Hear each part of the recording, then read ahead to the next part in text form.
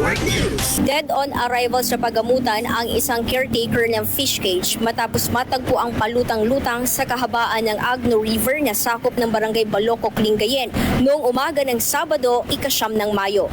Nawawala umano ang biktima sa loob ng 2 araw at huling nakitang nakikipag-inuman sa isang kubo malapit sa ilog bago natagpuan ang kanyang bangkay. Sa panayam kay Police Corporal Matt Joseph de los Santos, alas 10 ng gabi noong Mayo 7 nang magpaalam ang biktima na matutulog sa kabilang kubo dala ang isang bote ng alak.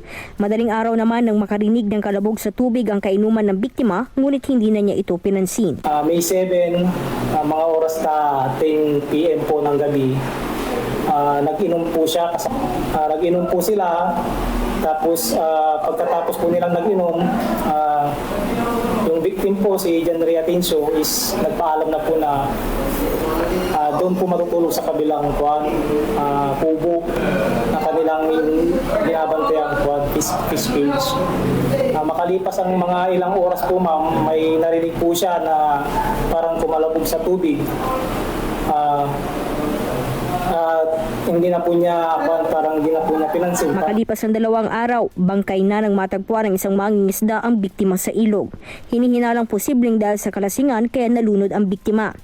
Dagdag ni De Los Santos, tubong Visayas, umano ang 24 anyos na biktima at 4 na taon pa lang naninirahan sa lalawigan kaya't patuloy pa ang pakikipag-ugnayan sa kanyang pamilya upang ipaalam ang insidente. Alam din po namin yung pamilya ng biktima para mapaalam sa kanila. Paalala naman ng pulisya ng panatilihing katamtaman ng pag-inom ng alak upang maiwasan ang anumang aksidente. Mula rito sa IFM Dagupan, ako po si Idol Jam Victorio. Tatak, RMN. RMN Network News.